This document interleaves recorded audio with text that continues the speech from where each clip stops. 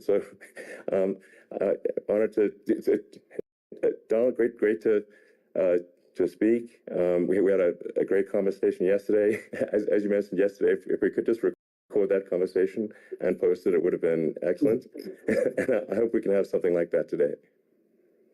Well, I think we will. I'm pretty sure we will. And congratulations, because I see you broke every record in the book with so many millions of people, and it's an honor. We view that as an honor. And then you do want silencing of certain voices. Usually those are voices that have something to say that are constructive, oftentimes constructive. And so we have to consider it an honor. But congratulations on breaking every record in the book tonight. That's great. Well, thank you. Well, I mean, maybe we could start off with, I mean, the assassination attempt, which was an incredible thing. And I have to say that, you know, your actions after that assassination attempt were inspiring. You know, you, instead of shying away from things, instead of ducking down, you were pumping your fist in the air and saying, fight, fight, fight. And I think that's, I mean, you know, the president of the United States represents America. And I think that is America. That is strength under fire. And so that's, you know, a big, you know, part of the reason why I was excited to endorse you as the president of the United States for having another term here is that was just incredibly inspiring. But I mean, what was it like for you? Not pleasant. I have to be honest. I said there was blood. I had more blood. I didn't know I had that much blood. The doctors later told me that the ear is a place that is a very bloody place if you're going to get hit. But in this case, it was probably the best alternative you could even think about because it went at the right angle. And, you know, it was a hard hit. It was very, I guess you would say surreal, but it wasn't surreal. You know, I was telling somebody you have instances like this or like a lot less than this where you feel it's a surreal situation. And I never felt that way. I knew immediately that it was a bullet. I knew immediately that it was at the ear. Yeah. And because it, you know, it hit very hard, but hit the ear. And I also heard people shout, bullets, bullets, you know, get down, because I moved down pretty nicely, pretty quickly. And we had bullets flying right over my head after I went down. So I'm glad I went down. The bigger miracle was that I was looking in the exact direction of the shooter. And so it hit me at an angle that was far less destructive than any other angle. So that was the miracle. That was, for those people that don't believe in God, I think we got to all start thinking about that. You have to, you know, I'm a believer. Now I'm more of a believer, I think. And a lot of people have said that to me. A lot of great people have said that to me, actually. But it was amazing that I happened to be turned just at that perfect angle. And all because I put down a chart on immigration that showed that the numbers were so great. I love that chart even more now. Maybe it's a sign. Maybe that's a sign, you know. It's an immigration sign. You highlighted a serious issue. And at that moment, the bullet missed your, you know, hit your ear, but you know, missed your head. I mean, well, the amazing thing is that the sign, I said, bring down that sign on immigration, and it was literally about an eighth of a second where it would be good, and after that it was going to be a disaster, no matter which way you were facing. But it just had that perfect angle, which was exactly at this shooter. Very sad situation. Such a sad situation. As you know, we lost somebody that was great, Corey, who a firefighter, a great gentleman, a great trumper. He was just a fantastic family and a fantastic man. And a friend of mine came up, Elon, and said, I'd like to give the family some kind of help. And I said, that's great. He said, do you mind? I said, I don't mind at all. And he wrote out a check for $1 million, gave it to the wife. And, you know, she said, this is really nice, but I'd rather have my husband back, which is a nice thing for somebody to say, to be honest. She's great. The family is great. And we raised a lot of money for them and for Two other gentlemen are unbelievable people also. They were hit really badly. They thought they were not going to make it, and they did. The doctors in the Butler area, I tell you, they were incredible. They saved the two, and they were really hit tough, both of them, equally. And we thought, my first question was, because I heard bullets flying over me, I said, how many people were killed? Because we had a massive crowd there, a tremendous, thousands and thousands of people, and there was no land. I mean, it was all people. So I said, how many people have been killed? Because I knew there were other shots being fired. And they said, we don't know yet, but some people have been badly hurt.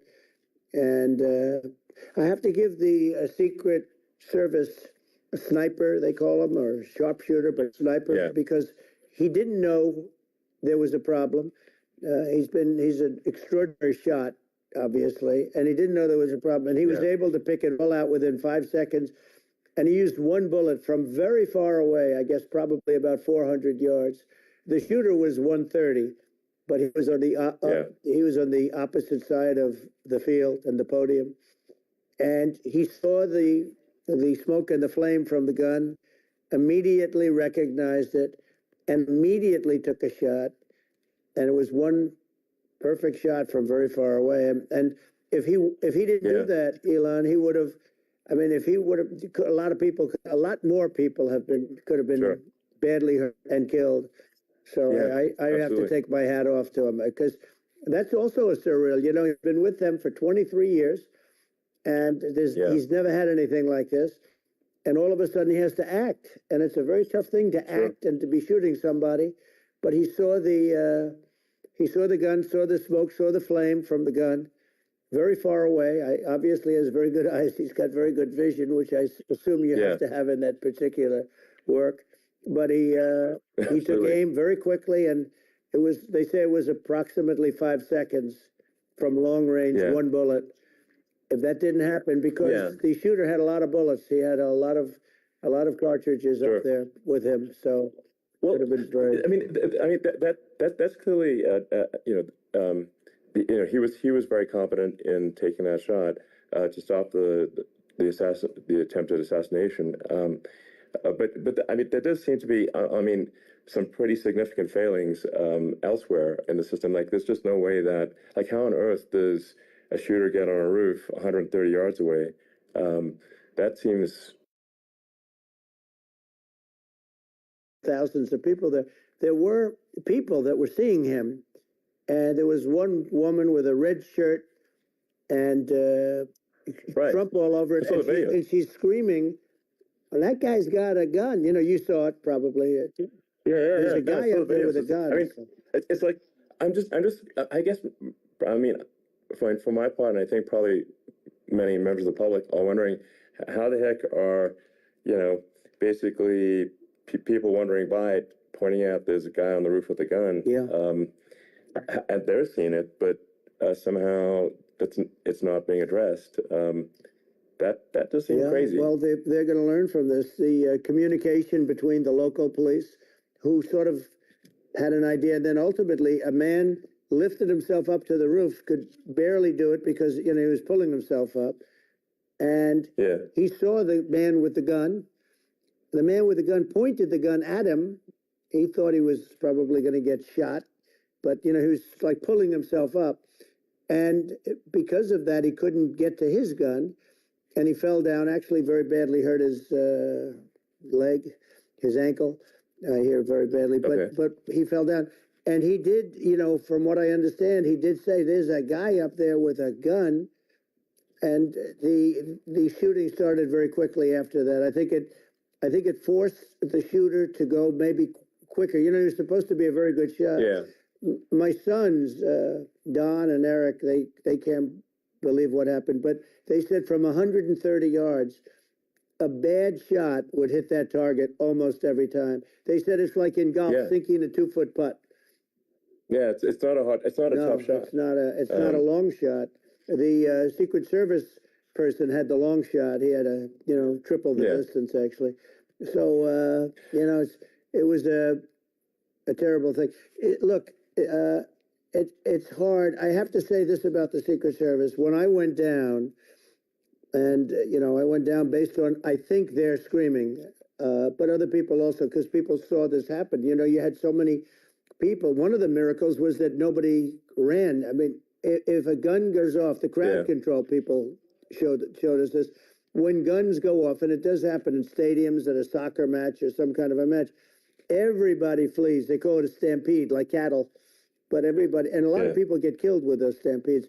We had more people than you'd have at, some of these matches or these games, and nobody left. You had a small group behind us in the grandstand, and that was full. And you look at it as it was taking place, and normally they'd be running. They didn't leave. They saw that I was hurt. They saw a lot of blood, and they saw that I went down. And it's almost like they wanted to be with me. Well, out front, you had thousands, tens of thousands of people. As far as the eye could see, you had people in Butler, as far as the eye could see, and a lot of press too. There were many cameras on watching this. It's what makes it so different, because normally things happen that aren't good, but you never have a picture of it. Here we have all these cameras shooting it, so sort of amazing. But one of the interesting things was that you didn't have anybody flee. You didn't have anybody stampede. Nobody. And there were some people behind me. They stood up and they're looking like, I mean, I'll tell you, you want to have them in a foxhole with you. I want to meet some of those people because it's so different from what you heard. But so I was down, but the Secret Service guys, there were bullets flying right over my head. You could hear them go whizzing. And these guys came jumping on top of me, and a young lady, Kate, would jump. They moved so fast, and let me tell you, that took tremendous courage. Now, there was a lack of coordination. There was, obviously everybody understands that somebody that building should have been covered, and I mean, that was the big thing. I mean, looking at the aerial views, that building would be like the #1 spot for a sniper. I mean, it's like if you were to pick, like, what is the favorite? So if the goal is to assassinate, what's your favorite spot? That building. You're right. That building would be #1. That would have been the spot. It's like you can ask for a better location. It's like no, that would have been the spot. What people think is when the local policeman, who, by the way, he really he did what he was supposed to do. He couldn't hold on any longer, and then when he got his head just peeking above, this guy standing there with a gun at his head, and when he fell down, again, hurt his ankle very badly, but he was making the calls. But what happened is the firing took place very soon. So what they think is that this guy ran to his site, which he had all planned out with the gun. He ran to the site and he started shooting fast, and maybe that's why he sort of missed. I mean, he got me, but it could have been a much bigger problem. But he totally would have hit if you hadn't turned your head. So, there was it was a very near thing. It was a miracle. If I hadn't turned my head, I would not be talking to you right now. As much as I like you, exactly, I would not. I would not be talking. You'd be talking to me from another realm, perhaps. Yeah, that's right. We'd be talking from a different place. But it was a very terrible experience. The Butler Hospital, they did such a great job. The doctors were so good. Everybody was so good. There was a mistake. If somebody knew, because people were hearing that, there was just a bad feeling that somebody was around. You know that story now. It's been if somebody could have said, because they've oftentimes said, like there'd be a lightning storm or something. Because I've done, I think, over 300. I think I did a lot more than that, but we did a lot. And oftentimes they'll say, "Sir, could you wait 10 minutes, please? Sir, could you wait 20 minutes? There's a storm overhead or lightning or something," right? And that happens often. And this would have been a perfect time for that to have happened, but it didn't. It didn't get coordinated. That was the problem. Well, it was I think your actions in the heat of fire, and what I found admirable there was that you can't fake bravery under such circumstances. The courage is instinctual, or it is not. It's not a rehearsed action. And so I just want to say that I think a lot of people admire your courage under fire there. And so thank you very much. I appreciate it. I didn't think of it. I just wanted to get up, and I wanted to stand up. I wanted to let people know. I felt I was good. When they were on top of me, covering me, actually, very much covering me, and very bravely. But I wanted to get up. I said, I want to get up, and they wanted, they have everything there.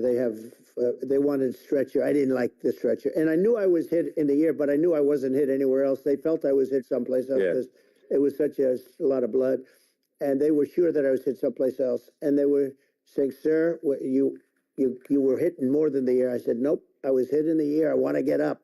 Let me get up." And so I got up, and the crowd didn't know what to think. I mean, this was so many people, and you could see they were confused. They didn't know what to think. And I wanted to let them know I was okay. It was very important for me to let them know that. And they went wild. You've seen the after. They didn't go wild when I got up because they didn't know, was I alive? You really couldn't tell. When I stood up before the fist in the air, they didn't know if I was alive. Nobody did. And when I put the fist up, they were just relieved and happy and thrilled, and the place went crazy. It was pretty amazing. It was a terrible thing, but it was incredibly moving. Yeah. Well, and I mean, speaking of the sort of slide that got you to turn, that saved your life, really, was the illegal immigration slide. Maybe this maybe this is worth talking about that. It was that slide saved your life. No, the illegal immigration saved my life. You're right, but it had to be at that exact angle. I mean, that's a great one. saved by illegal immigration. You know, the incredible thing, though, when you talk about the odds, you had to be exactly at that angle. But the incredible thing is that the chart, I used it less than 20% of the time. It was just a moment. Yeah. It's always on my left, never my right, and it's always at the end of the speech. So here we have it. It's on the right, not the left. It's at the beginning, not the end. And even the people that put it up, they were unprepared, and they did a great job. They got it up immediately, fortunately. But I looked to the right, and the bullet came whizzing by, hitting my ear. So it was amazing. But when you think of the odds of that, and you know that normally you wouldn't use it. Normally I wouldn't have the thing, and then it would have been a very different story. It's very much, I say, an act of God. It's a miracle that it happened, and I'm honored by it. I'm honored by it. Well, what were you about to say about illegal immigration before you were rudely interrupted? Well, I was going to say how good the numbers were. By the way, we're going back to Butler, and we're going to go back in October. We're all set up, and the people are fantastic in Butler. It's a great area. These are incredible people. Like the three that, in the case of Corey killed, and the other two, the families I got to know them a little bit, and the families are great. But we're going back to Butler, and I think I'll probably start by saying, as I was saying, prior to being so horribly interrupted, but so rudely interrupted by an assassination attempt. No, but the chart. Some people have no manners. Elon, the chart was just a chart that in my last week we had the best illegal immigration numbers, meaning stopping. It was at the lowest. You've seen the chart. It's become quite a famous chart. But that was the lowest point ever recorded. It was a really, I was very proud of those numbers. And then you see what happened with these people, Kamala and Joe. You see what happened. They just let it go. I had remain in Mexico policies. I had all these different policies that was so good. Guys like Tom Holman and Brandon Judd from Border Patrol. These are all people that they've been on television. They says the best numbers we've ever had. We had so many different checks, catch and release in Mexico, not the United. We had catch and release in the United States. We had it in Mexico. We had so many things. We had things where many people come in there, they have contagious diseases. We had everything passed. If you have a contagious disease, I'm sorry, but we cannot allow you into the country. So we were setting literally records, and all I was doing is showing that, and I use it sometimes. Sure. And in this case, I'm glad I used it. I can tell you that. But but they were fantastic numbers. But I'm going to sleep with that chart always. I'll be sleeping with that chart. That chart was very important for a lot of reasons. Well, I mean, would it be accurate to say that you're supportive of legal immigration, but but we also need to shut down illegal immigration, and especially unvetted illegal immigration, because and that's not the same as saying that everyone who's an illegal immigrant is bad. In fact, I think most people who are illegal immigrants are actually good, but you can't tell the difference unless there's a solid vetting of who comes across the border. Does that accurately represent your position? I say it very simply. They have to come in legally. They have to be checked. Yeah. Because look, Kamala was the border czar. Now she's denying it. Everything that I do, she's saying she was strong on the border. We're going to be strong. Well, she doesn't have to say it. She could close it up right now. They could do things right now. It's horrible. No tax on tips, and all of a sudden she's making a speech and there will be no tax on tips. I said that months ago. And by the way, they had just the opposite. They had not only tax on tips, but they hired 88,000 IRS agents, and many of them were assigned to go get waitresses and caddies and all of this on tips. They have a policy. They had a policy that they were really going to go after you and were really harassing people horribly. And then all of a sudden, for politics, she says, she comes out with what I said, which I think is terrible. And I think it's also hitting them very hard. These people are fake. Now they're also saying they did a good job on the border. We had the worst numbers in the history of the world, not of our country. There's never been a country in history that has had a catastrophe like this. We've had, I believe, and I think you believe this too, you hear 12 million, 13. I believe it's over 20 million people came into our country, many coming from jails, from prisons, from mental institutions, or a bigger version of that is insane asylums. And many are terrorists. And I'll tell you what, they're coming not just from South America, they're coming from Africa, they're coming from all over the world. They're coming from Asia, they're coming from the Middle East, they're coming from countries that are stupidly and horribly bombing Israel October 7th. They're coming from all over the world. And you look at, it's so sad, October 7th, because it should have never happened. Yeah. It's so sad when you look at Ukraine. It should have never happened. We have a defective government. These are defective people, and they're not people that should be running it. But where you see it the best is the border, because you have millions of people coming in a month, and then she gets up and she tries to pretend like she's going to do something. She had 3.5 years. And by the way, they have another 5 months that they can do something, but they won't do anything. It's all talk. She's incompetent and he's incompetent. And frankly, I think that she's more incompetent than he is. And that's saying something, because he's not too good. Yeah. No, I think it is essential to have a secure border. I mean, you're really not a country unless you have a secure border. And secure elections. Yeah, absolutely, secure elections. And so it's just essential to have a real border, or we can't function as a country, and our service, our central services are being overwhelmed in a lot of cities. But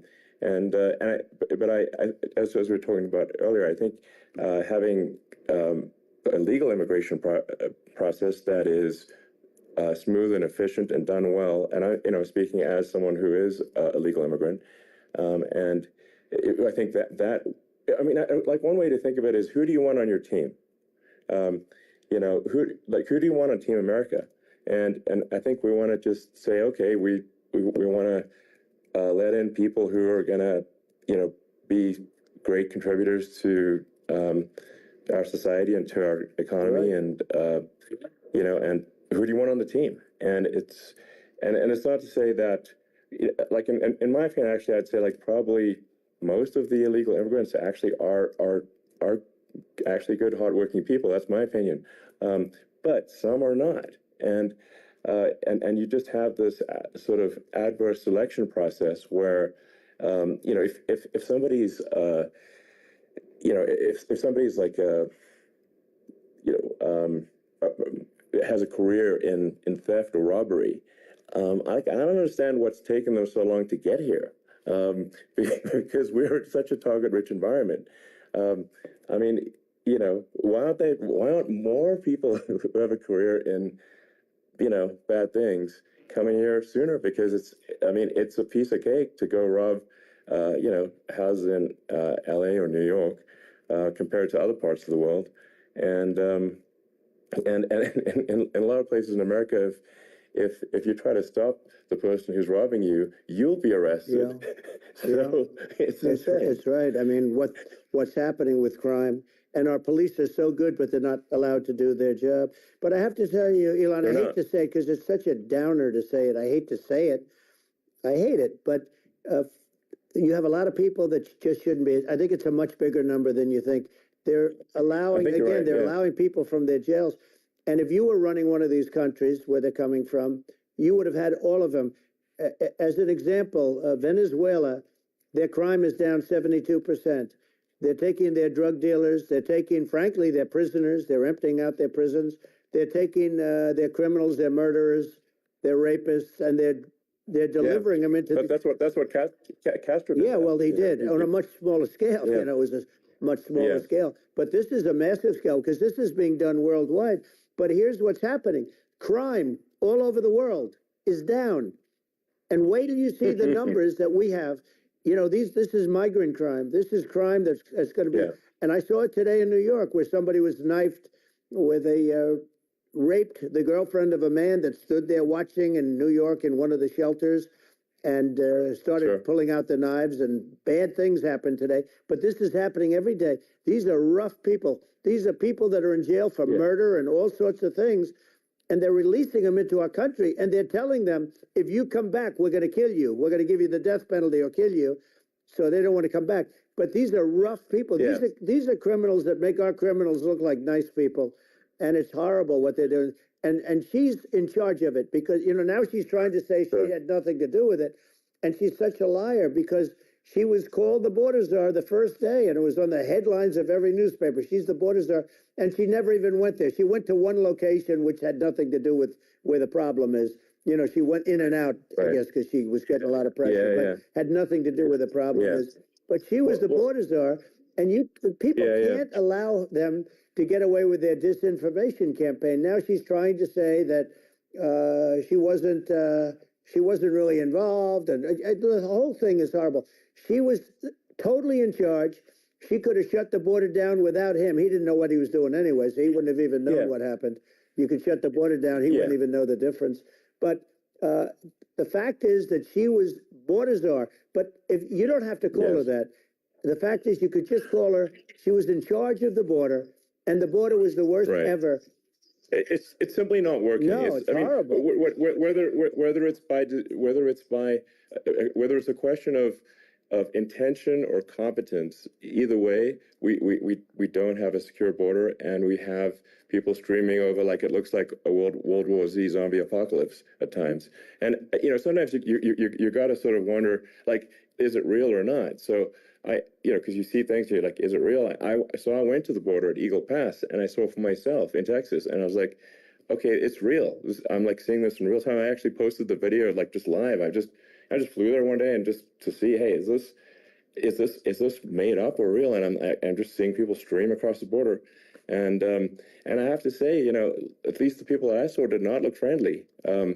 These are people can look at my video and say, hey, these people look friendly. I don't look super friendly. So these are people that Elon would not be the same man if he had to walk across the street and look these people in the eye. These are rough people. These are really rough people coming across. And I know rough people. And these are people that we don't want in our country. And, the caravans are coming in, and they're putting, and who's doing this are the heads of the countries. And you would be doing it, and so would I. And everyone would say, oh, what a terrible thing to say. The fact is, it's brilliant for them because they're taking all of their bad people, really bad people. And I hate to say this, the reason the numbers are much bigger than you would think is they're also taking their non-productive people. Now, these aren't people that will kill you. We have enough of them. But these are people that are non-productive. They are just not productive. I mean, for whatever reason, they're not workers, or they don't want to work, or whatever. And these countries are getting rid of non-productive people in the caravans in many cases. and they're also getting rid of their murderers and their drug dealers and the people that are really brutal people. And they're coming into our country at levels that have never been seen before. And I saw an ad just before I got on the air. I'm walking over here, and I saw an ad by Kamala saying how she is going to provide border security. Where has she been for 3.5 years? For 3.5 years, Yeah, no, this is we have 20 million people this, I think, is, it's a terrible. yeah, I think this, frankly, I think this is a fundamental existential issue for the United States. And if we have another 4 more years of open borders, and it's going to be even worse with another 4 more years, it's going to be even worse than it's been for the past, 3.5 years. I'm not sure we've got a country. You don't have a country left. Elon, if they get in, you will have 50 to 60 million people from all over the world, not South America only. You know, we think of South America, we think of Honduras and El Salvador, Guatemala, and Mexico, you know, the four. But it's not that. It's everywhere. They're coming in from everywhere. And I had to stay in Mexico. Yeah, I think this is a super important point. Like people, it's like basically when I went down there, I was like, well, where are people from? It's like almost no one was from Mexico. No, Mexico left. It's just the border. It's just the border with Mexico. But the people coming in, it's Earth, the rest of Earth, and America is only about 4 or 5% of the population of Earth. It would only take a few percent of the rest of Earth to overwhelm everything in the US. We're already overwhelmed, Elon.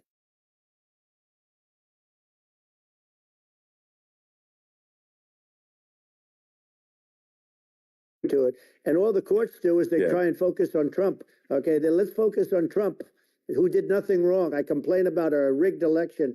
Elon, what's happened is unbelievable. You have from Africa, from the Congo, they're coming from the Congo, and 22 people came in from the Congo recently, and they're murderers, and they dropped them. They drop them. They take them out of jails, which is very expensive, you know, to maintain the jails. Although they don't do too much maintaining, I can tell you. But they take them out of jails, prisons. They take them out, and they bring them to the United States. They deposit them in the United States and say, "Don't ever come back, or you're going to be executed." And they don't want to come back. But they won't come back. Sure. But they're coming from Africa. They're coming from Asia.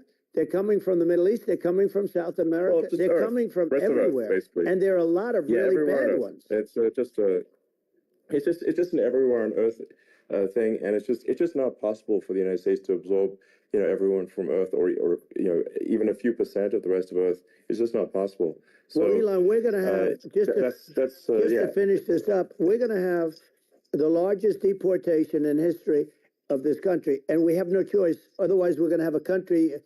What they've done to our country. Think of it with in Venezuela and in some of these other countries, crime is down 50, 60, 70, 80%. And you would be the same. You would have. Yeah. I'll tell you what. Venezuela has not gotten rid of all of them. They've gotten rid of about 70% of their really bad people. Their jails are about 50% put into the United States. Same with other countries. Sure. Some are at 30%, some are at 50%. They're all different. But the bottom line is they're all going to be at 100%. Why wouldn't you put 100% of it? And they're doing it right now while this third-rate phony candidate. Don't forget, I beat Biden.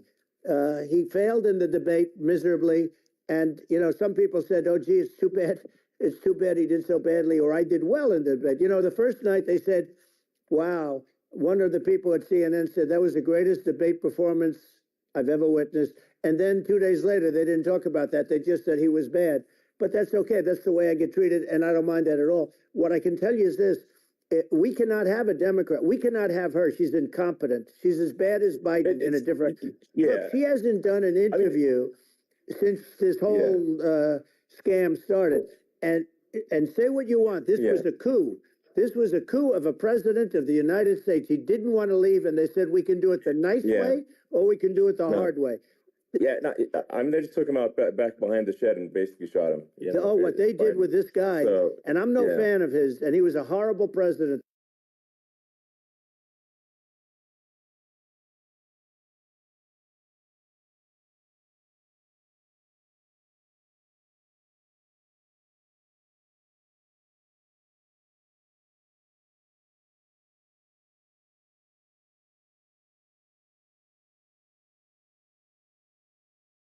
a few of those events away and we have a different world.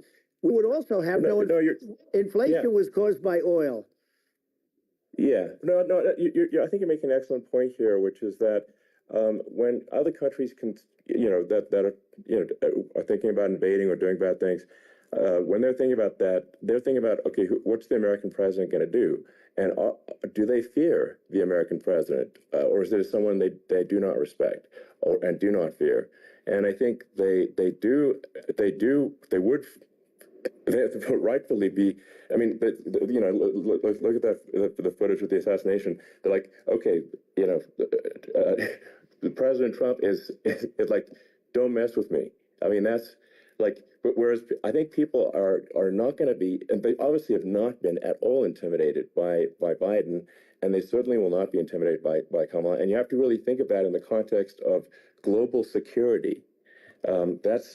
That if the American president is someone that, like, evil dictators are scared of, that makes a huge difference to the security of the world. So I had a good relationship with Putin, despite the Russia hoax that lasted for over 2 years. Just a hoax created by Hillary Clinton and Adam Shifty Schiff, some just bad people, just sick people, frankly. I mean, Schiff is a sick person. He's going to end up probably being a senator. It's hard to believe. The whole thing is hard to believe. But, they put our country in danger with that stuff, too. They actually, when they make up stories, and you have to fight your way out of it for a long time. But I know Putin very well. I got along with him very well. He respected me, and it's just one of those things. And we would talk a lot about Ukraine. It was the apple of his eye.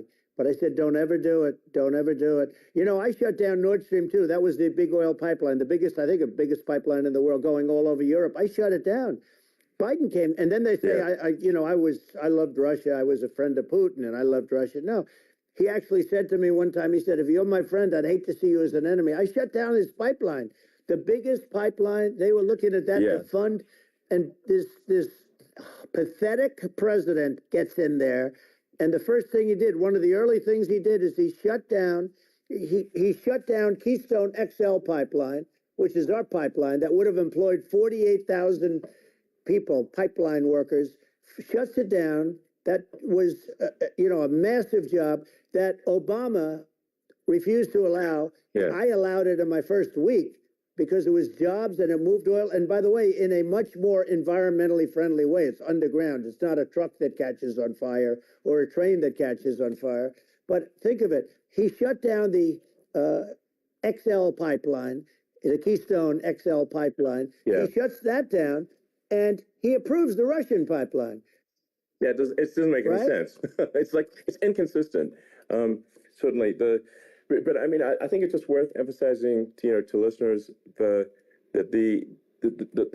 immense importance of whether the United States president is intimidating or not intimidating, and how much that matters to global security, because there's some real tough characters out there, and if they don't think the American president is tough, they will do what they want to do. I know every one of them. And that puts the whole world in danger. Elon, I know every one of them, and I know them well. I know Putin, I know President Xi, I know Kim Jong-un of North Korea. I know every one of them. And let me tell you, people will say, oh, this is terrible. He said, I'm not saying anything good or bad. They're at the top of their game. They're tough, they're smart, they're vicious, and they're going to protect their country, whether they love their country. They probably do. It's just a different form of love, but they're going to protect their country. But these are tough people at the top of their game. And when they see a Kamala or when they see Biden, Sleepy Joe, they can't even believe it. They can't believe this happened. All the stuff that you're seeing now, all the horror that you look at Israel, they're all waiting for an attack from Iran. Iran would not be attacking, believe me. When I was there, and I say it with respect, because I think we would have been good with Iran. I don't want to do anything bad to Iran, but they knew not to mess around. Iran was broke because I told China, if you buy from Iran oil, it's all about the oil. That's where the money is. But if you buy oil from Iran, you're not going to do any business with the United States. And I meant it. And they said, we'll pass. They didn't buy oil. Other countries, likewise. Sure. You want to buy, you're not doing business with the United States. And they were at a point where they had no money for Hamas. They had no money for Hezbollah. They had no money for any of these instruments of terror. And it was amazing. In fact, there were articles when I was leaving, which is hard to believe, actually, especially when you look at what's happened to our country. Our country is so bad right now. It's such a different place. We were respected. Think of it. 4 years ago, we were so respected to a point where when I said don't buy oil, they didn't buy oil, but they had no money, and Israel would have never been attacked. It is zero chance. And again, I said to Vladimir Putin, I said, don't do it. You can't do it, Vladimir. You do it, it's going to be a bad day. You cannot do it. And I told him things that what I do, and he said, no way. And I said, way. And you know, it's the last time we ever had the conversation. He would never have done. I got along well with him. I hope to get along well with him again. You know, getting along well with them is a good thing, not a bad thing. I got along well with Kim Jong Un. When I met with President Obama just before entering, you know, it's a sort of a ritual. And I sat down with him and we talked. It was supposed to be for a very short period of time. It turned out to be a long period of time. I said, what's the biggest problem? He said, North Korea. I had that problem worked out very quickly. It was nasty at the beginning with Rocket Man and, you know, all the different things. Yeah. But all of a sudden I got a call. Those were some epic tweets, by the way. Yeah, they were. No, they were epic. Everything. He said that he has a red button on his desk. I said, I have a red button on my desk too, but my red button is much bigger, and my red button works. And then I called him Little Rocket Man of Little Rocket Man. Anyway, here's the bottom line. All of a sudden I got a call from him. And they said they want to meet. They want to meet me. And we met, as you remember, we met in Singapore. We met also in Vietnam. And I got along with them great. We were in no danger. But President Obama thought we were going to end up in a war, a nuclear war with him. And let me tell you, he's got a lot of nuclear stuff, too. Exactly. He's got plenty of nuclear. He can do plenty of damage. So yes, I mean, it's because, you know, I mean, people like Kim Jong Un, they respond to strength, not weakness. Well, he and I had a good relationship. Remember I met him and we walked onto his land. Nobody ever walked onto his land before. I walked onto. I wouldn't say. Let's bring up Secret Service again. I wouldn't say they were thrilled when I did that. I walked onto his land, and it was an amazing period. But we were not in danger with him because of me. You know, I always say that we have enemies on the outside and we have enemies on the inside. We have some really bad people in our government and people that are controlling of the people. I mean, I'd mention names, but I really don't want to give them the credit. But we have some really bad, and I say they're more dangerous than Russia and China. If you have a smart president, a president that gets it, we are not in danger from those countries because they need us and they need our help. I mean, we forced Obama, if you think about it, Obama and Biden, and Bush to a certain extent, in all fairness, forced Russia and China together. And if you're a history student, the first thing you learn is you cannot let Russia and China align. But then they also got, if you take a look, Iran, and they have North Korea. That's, you know, they call it the axis of evil. In the old days, you had the axis of evil. Here we have a modern day axis of evil. These are powerful countries, very heavy nuclear, which is the biggest threat. Yeah. You know, the biggest threat is not global warming, where the ocean's going to rise 1/8 of an inch over the next 400 years. And you'll have more oceanfront property, right? The biggest threat is not that. The biggest threat is nuclear warming, because we have 5 countries now that have significant nuclear power. And we have to not allow anything to happen with stupid people like Biden. You know, Biden did something with Russia. There was no chance of him ever going in. And when I left, and then after I left, they started forming big armies on the border with Ukraine, right? And I looked at that, and I thought he was doing that because Putin's a good negotiator.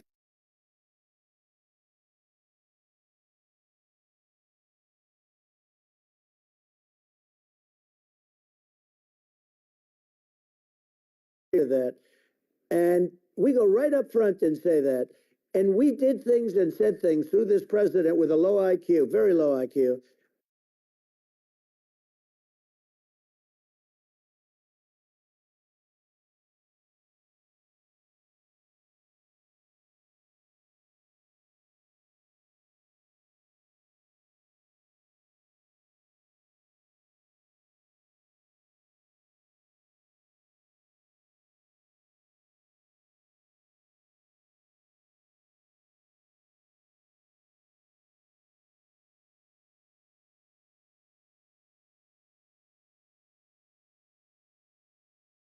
have been killed in Ukraine than you read about. You don't read about how bloody it is and how disastrous.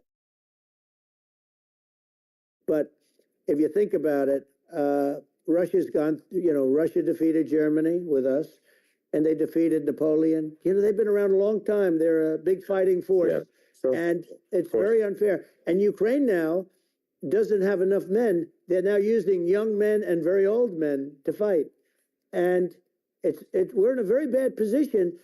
And I'm not going to blame exclusively, but I can tell you I could have stopped that, and a smart president could have stopped that. It wouldn't have happened. But we had a man that actually made it more prevalent. It was so bad. The words that he was using, the stupid threats coming from a stupid face that he was using. I said, this guy's going to cause us a war. He's going to cause us. And let me tell you, it can lead to World War III. That can lead to World War III. The Middle East can lead to. We have numerous places that could end up in a World War III right now for no reason whatsoever. I think you're right. I think people underrate the risk of World War III, and it's just when you're looking at the risk of global thermonuclear warfare, it's game over for humanity, and it's something that people have, I think, after the end of the Cold War, people have become complacent about, but they actually have forgotten that there are currently a lot of nuclear missiles that have targeting parameters for the United States from 100%. Other countries. And one of the things we're going to do is we're going to build an Iron Dome over us. Israel has it.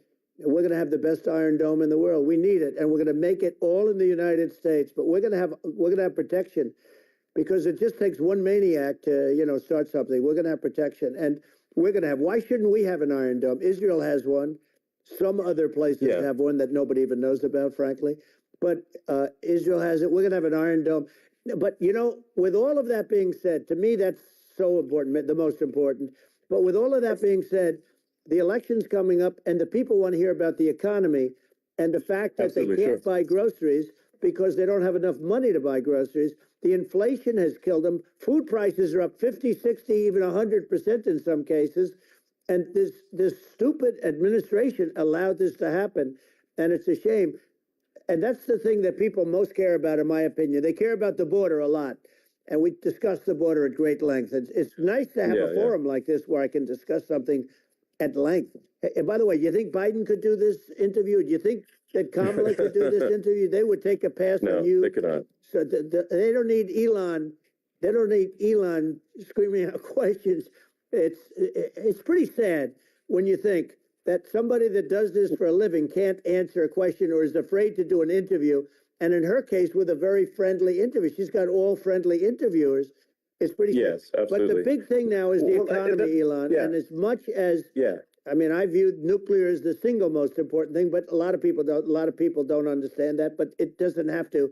If I understand it, that's all you need. Because if I was president, you're not going to have that kind of a problem. But the thing that they really is making them angry is what Kamala and Biden have allowed to happen to the economy. It's a disaster with inflation. The inflation, it doesn't matter what you make. The inflation has eaten you alive. If you're a worker or if you're just a middle income person, you can't afford. 4 years ago, 5 years ago, people were saving a lot of money. Today, they're using all their money and borrowing money just to live. It's a horrible thing that's happening, and we'll end that quickly. Well, I think a lot of people just don't understand where inflation comes from. Inflation comes from government overspending because the checks never bounce when it's written by the government. So if the government spends far more than it brings in, that increases the money supply, and if the money supply increases faster than the rate of goods and services, that's inflation. So really, we need to have we need to reduce our government spending, and we need to re-examine. I think we need like a government efficiency commission to say like, hey, where are we spending money that's sensible? Where is it not sensible? And we need to live within our means. We're currently adding, I think, $1 trillion to the deficit roughly every 100 days. That's right. And the interest payments on the national debt have now exceeded the defense budget. It's on the order of $1 trillion. It's interest, and it keeps growing. I rebuilt our military, largely rebuilt our military. Did a great job on it, which was so important. We had jets, we had fighters that were and bombers that were 70 years old. And we did a great job in that. Then we, by the way, then we gave 85 billion of it back to Afghanistan, if you can believe it. We gave them 85 billion. You know, they're one of the largest sellers of military equipment in the world. They're selling what we gave them. That was one of the most embarrassing days in the history of our country. But if you think about, let's go back to the economy. We have to bring energy prices down. Energy started at the price of gasoline. Now your cars don't require too much gasoline, so you know you have a good, and you do make a great product. I have to say, I have to be honest with you. That doesn't mean everybody should have an electric car, but these are minor details. But your product is incredible. But the gasoline, Elon, is the cost of energy. Not only gasoline, it's the cost of heating your house and cooling your house. That has to come down. It's gone up 100%, 150, and 200%, and that has to come down. When that comes down, and we're going to drill, baby, drill. You know, they stopped drilling, and then they went back to drilling because they went back to the Trump policy. But if they won the day after they get into office, this country will go out of business because they're going to go to an energy policy that's not sustainable. Wind and different things. You're not going to have anything. And I know you're a big fan of the AI, and I have to say that AI, and this is shocking to me, but AI requires twice the energy that the country already produces for everything. So you're going to have to build. We're going to have to build a lot of energy if our country will be competitive with China, because that's our primary competitor for this on the AI. You're going to need a lot of electricity. You're going to need tremendous electricity, like almost double what we produce now for the whole country, if you can believe it. Sure. Well, just going, back to this, like this basic thing, which that people try to make it sound complicated, but it's not. But inflation is caused by government overspending. Right. Would you agree that we need to take a look at government spending and have perhaps a government efficiency commission that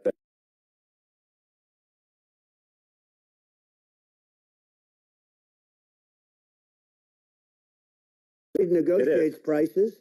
You used to have a lot of people making jets, and you end up with two companies, and they'll probably try and merge at some point. I mean, I went through it, like Air Force, just a thing like Air Force One. One of the first documents they asked me to sign, a general said, "Sir, would you please sign this document?" And what is it? Air Force One. That's with Boeing, which is basically two planes, two 747s.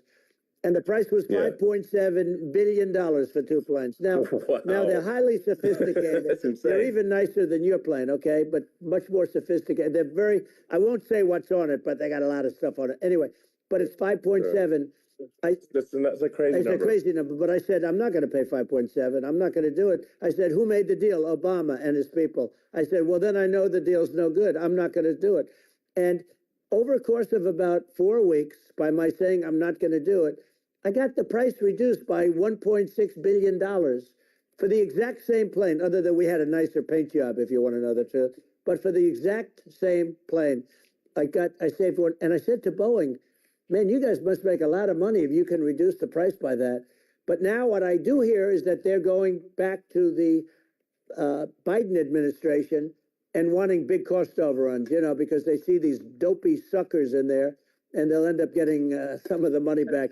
But I shaved it by $1.6 billion for the exact same plane. And you can now take that and multiply that out times thousands of other items. Multiply it by the numbers are astronomical. I agree with you. Well, I mean, I think it would be great to just have a government efficiency commission that takes a look at these things and just ensures that the taxpayer money, the taxpayers' hard-earned money, is spent in a good way. And I'd be happy to help out on such a commission. I'd love it if it were formed. Well, you're the greatest cutter. I mean, I look at what you do. You walk in and you just say, you want to quit? They go on strike. I won't mention the name of the company, but they go on strike, and you say, that's okay, you're all gone. You're all gone. So every one of you is gone, and you are the greatest. You would be very good. Oh, you would love it. But, if you look at Argentina. Well, I'd be happy to help by the way, out. congratulations. I just looked at the number of people that are listening to you and I chat. We'll call it a chat. But Yeah. congratulations, this is very good. I mean, it's great. It's and you're an interesting character. You know, the new head of a place called Argentina, and he's a big, you Malay's know, awesome. he's great, and Yeah. he's a big MAGA fan. You know that he ran on MAGA, and he took it to an extreme too. He ran on MAGA, and I hear he's doing really a terrific job. It's called Make Argentina Great Again. It worked out perfectly. He came in, he bought a lot of hats, he brought over, but he's doing a big job. He really cut. And I'm hearing Yeah. they're starting to do pretty well. Inflation's getting down. You know, they had like 2,000%. Exactly. They had inflation like not normal inflation. They had the real deal. But we're going to have that pretty soon. We have, I think we have the worst inflation we've had in 100 years. They say it's 48 years. I don't believe it. I think we have the worst. They don't include a lot of the items that should be included, you know. Yeah. Well, it's just from government overspending and not spending taxpayer money effectively, and having, you know, just like so many departments you can't even name them all.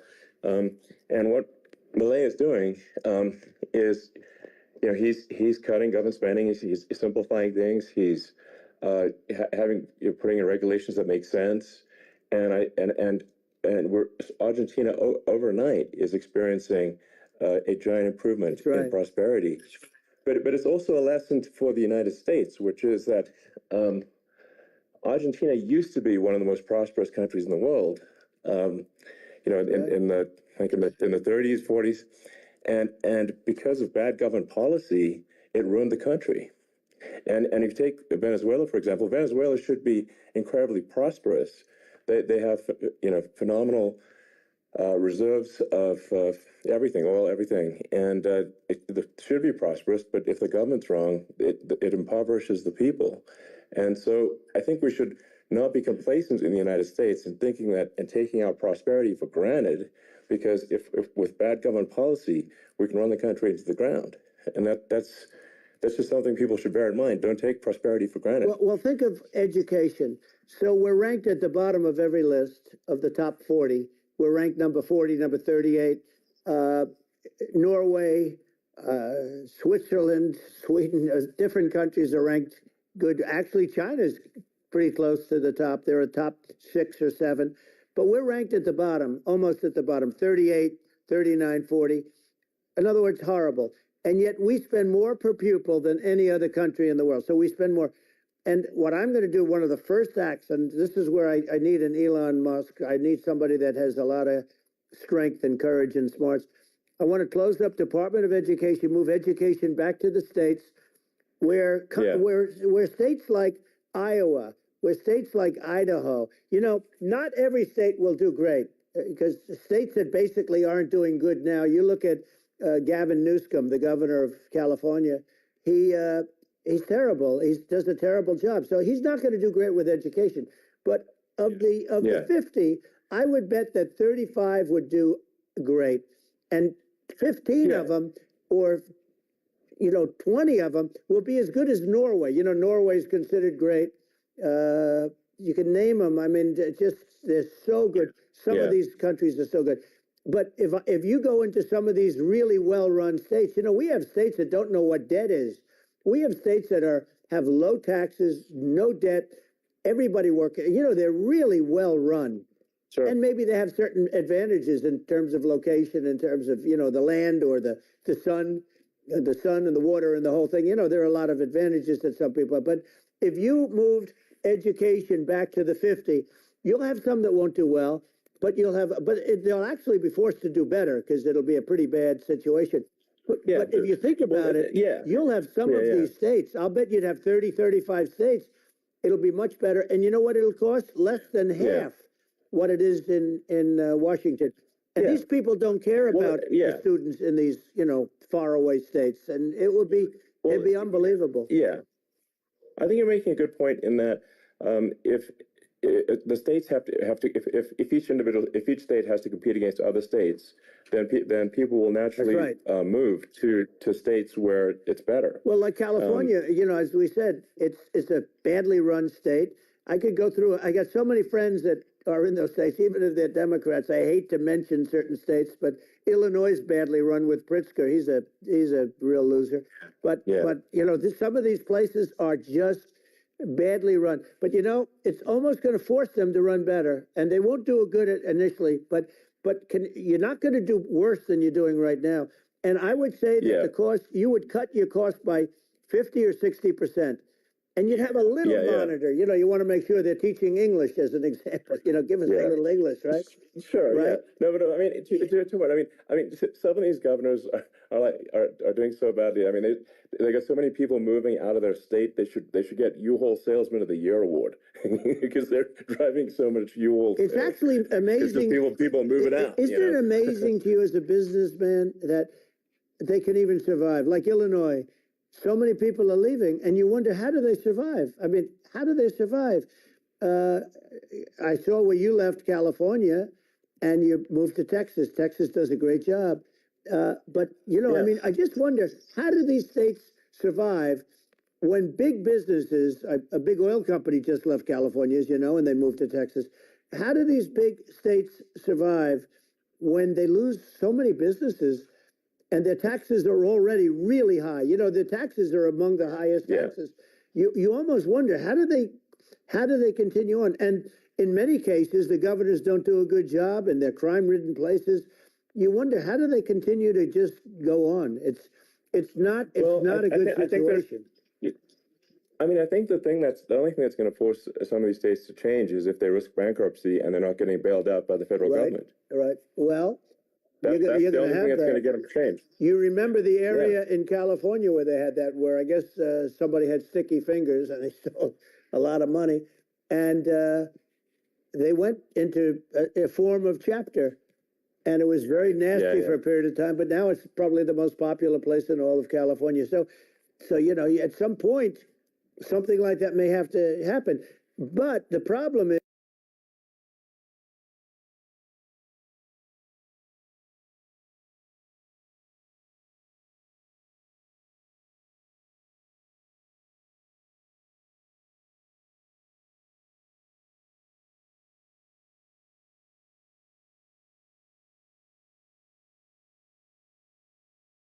some are just horrible. Well, I think that the larger point here, too, as you're saying, like a lot of people are concerned about the economy. A lot of people are concerned about inflation, and inflation is effectively a tax on people that save money, and for people that are working day to day, it's just a form of taxation. And if we can solve the government spending problem, we'll solve the inflation problem, which means people will have a better standard of living, and that's a really big deal. Well, the people that got hurt worst are the people that did it the way they were taught to do it all through, their younger life and their young life and their whole life. The people that saved money, and then they got no interest on their money, and inflation destroyed them.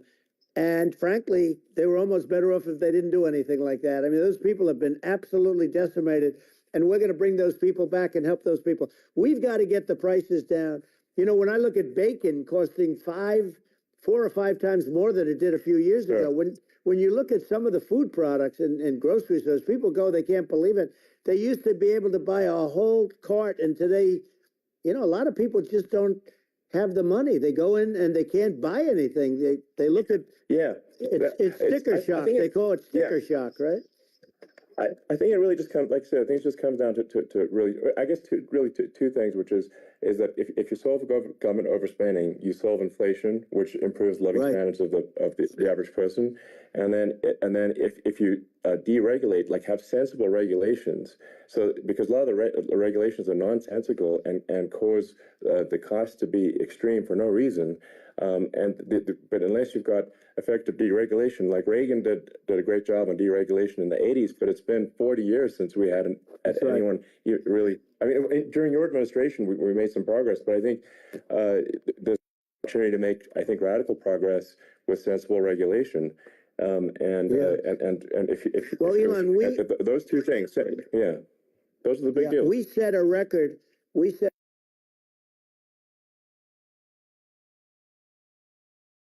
rule for everyone we put in. You have to get rid of 10 or 12, and we did Yeah. radical cuts on all of that, and a lot of that's being put back by this administration.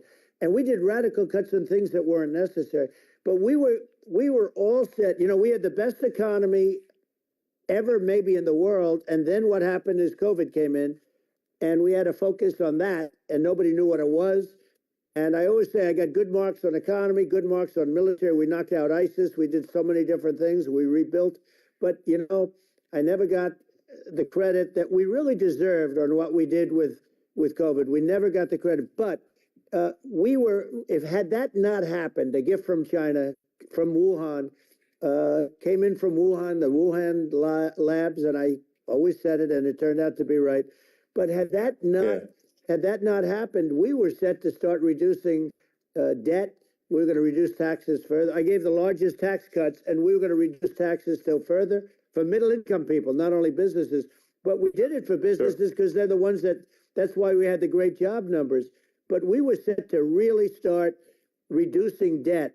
And, you know, we're sitting on the biggest pile of liquid gold anywhere in the world, bigger than Saudi Arabia, bigger than Russia. And we were going to drill, and we were going to make so much money. We were going to supply Europe with oil. I had stopped the Russian pipeline, and we were going to supply them with oil and gas. We were going to make a fortune. And then the COVID came in, and we really had to divert. Then what happened is when they came in, you know, we kept a lot of businesses alive. If I didn't do what we did, we would have had a 1929 type depression. But the problem is when Biden came in, he got trillions of dollars and just started spending it stupidly. You didn't need it anymore. You know, we got over that bad period where everybody was dying and feeling, you know, it was just not a good period. Interestingly, you know, during his administration, many more people died during his administration of COVID than during my administration, and we really got the brunt of it. But people don't realize more people died during his administration. What I wanted to do, but we had the greatest for, you know, almost 3 years. We had the great, and you know that probably better than anybody. So many of your friends said to me, the best years we've ever had in business were during the Trump years, and also said that African American, Hispanic American were so incredible. They were having the best. Asian American women, men, young people without a diploma, young people that graduated from the best colleges, from MIT, from the Wharton School, from all of the great colleges, Harvard. They were doing better, and people without a diploma were doing better, and everybody was happy. And then COVID came, and we had the problem is they spent trillions and trillions of dollars. They wasted. They shouldn't have taken any money, and we wouldn't be having inflation right now, which is killing our country. Yeah, absolutely. I mean, I should probably say something about, like, you know, maybe my views on, you know, climate change and oil and gas, because I mean, I think I'm probably different from what most people would assume. Because my views are actually pretty, I think, moderate in this regard, which is that I don't think we should vilify the oil and gas industry and the people that have worked very hard in those industries to provide the necessary energy to support the economy. And if we were to stop using oil and gas right now, we would all be starving and the economy would collapse. So it's, you know, I don't think it's right to sort of vilify the oil and gas industry. And I you know, the world has a certain demand for oil and gas, and it's probably better if the United States provides that than some other countries. And it would help with prosperity in the U.S. And at the same time, obviously, my view is like we do over time want to move to a sustainable energy economy, because eventually you do run out of. I mean, you run out of oil and gas. It's not there for. It's not infinite. And there is some risk. I think the risk is not as high as you know, a lot of people say it is with respect to global warming. But I think if you just keep increasing the parts per million in the atmosphere long enough, eventually it actually simply gets uncomfortable to breathe. People don't realize this. If you go past 1,000 parts per million of CO2, you start getting headaches and nausea. And so we're now in the sort of 400 range. We're adding, I think, about roughly 2 parts per million per year. So I mean, it still gives us. So what it means is, like, we still have quite a bit of time But so there's not like we don't need to rush, and we don't need to like stop farmers from farming, or prevent people from having steaks or Right. basic stuff like Right. that. Like you leave the farmers alone. I agree. in How my crazy opinion. is that? Where I mean, you have farmers that are not allowed to farm anymore and have to get rid of their cattle, and the whole world is yeah, a that's little silly. crazy. But it's largely taken its lead from us. I do say though, I've heard in terms of the fossil fuel, because even to create your electric car and create the electricity needed for the electric car, fossil fuel is what really creates that at the generating plants. And, so you sort of can't get away from it at this moment. I mean, someday you might be able to, but I do hear we have anywhere from 100 to 500 years left. Much of it hasn't even been found yet. Yeah. But there are tremendous, like Anwar. I got Anwar in Alaska approved. Ronald Reagan couldn't do it. Nobody could do it. Everybody tried. Nobody could do it. I got it approved. The first thing that Biden did was unimprove it, to get rid of it. He ended it. His secretary went in and she ended it. And what a disgrace. That's Anwar. That's bigger, or they think it could be bigger than Saudi Arabia in Alaska. Could be bigger than Saudi Arabia. But they went in and they terminated it. And I'll get it going very quickly, because not only is it big for Alaska, I mean, you talk about economic development, that for the United States, I mean, that is, they say bigger than Saudi Arabia or the same size, and pure, really good stuff. And, they end it. So I think we have, perhaps hundreds of years left. Nobody really knows. But during that time, something will come around that will be very good. Yeah. Well, I mean, my estimate would be, a little more aggressive than that, but it's not the sort of like we're all going to die in 5 years stuff. That's obviously BS.